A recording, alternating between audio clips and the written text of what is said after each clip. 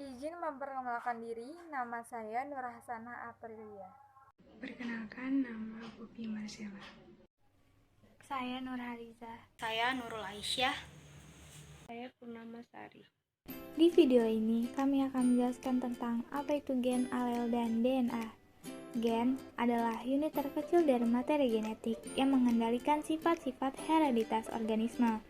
Gen terdiri atas DNA yang terpintal oleh protein histon dan tersusun dalam satu deret secara linear dan beraturan di dalam lokus-lokus pada kromosom. Ada 3 macam komponen penyusun gen, yaitu rekon, muton, dan sistron. Rekon adalah komponen yang lebih kecil dari gen dan terdiri atas 1 atau 2 pasang nukleotida.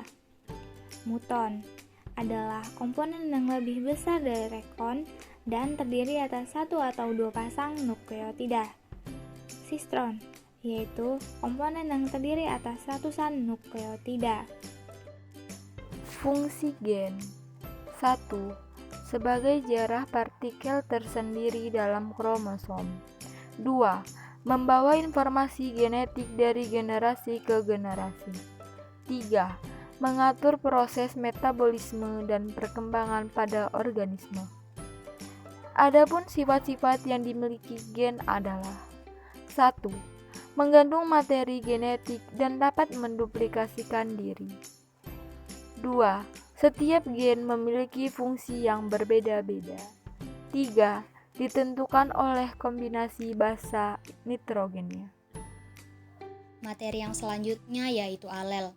Alel adalah pasangan gen yang terletak dalam lokus yang bersesuaian pada kromosom homolog dengan tugas yang sama atau berlawanan untuk suatu sifat tertentu. Susunan gen dan alelnya dalam kromosom homolog disebut genotip. Pada suatu individu, ada 3 kemungkinan genotip yang dapat ia miliki, yaitu 1. Genotip homozigot dominan, dengan pasangan alel terdiri atas 2 gen dominan, contohnya A besar A besar. 2. Genotip homozigot resesif, dengan pasangan alel terdiri atas 2 gen resesif, contohnya A kecil A kecil. 3. Genotip heterozigot, dengan pasangan alel terdiri atas 2 gen berbeda, yaitu 1 dominan dengan 1 resesif, contohnya A besar A kecil.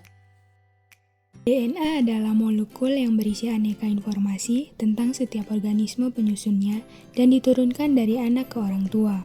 DNA ada di setiap sel manusia dan berfungsi untuk memberikan instruksi pada tubuh untuk tumbuh, berkembang, dan bereproduksi.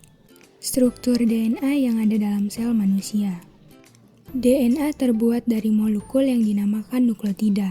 Setiap nukleotida ini mengandung 3 hal, yaitu molekul fosfat, molekul gula atau deoksiribosa, dan basa nitrogen. Sementara itu, basa nitrogen yang ada pada DNA terdiri atas 4 bagian, yaitu adenin, sitosin, guanin, dan timin. Nukleotida-nukleotida ini kemudian akan menyatu, membentuk 2 rantai panjang yang melengkung dan membentuk struktur yang disebut sebagai spiral ganda atau double helix. Struktur double helix inilah yang biasa kita lihat pada gambaran struktur DNA. Beberapa penyakit yang bisa terjadi ketika ada mutasi gen yang dominan antara lain achondroplasia, penyakit Huntington, sindrom Marfan.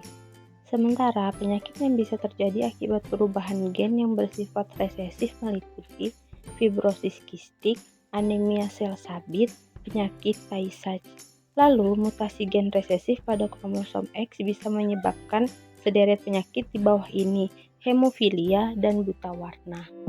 Sekian saja materi yang dapat kami sampaikan. Terima kasih telah menonton dan sampai jumpa.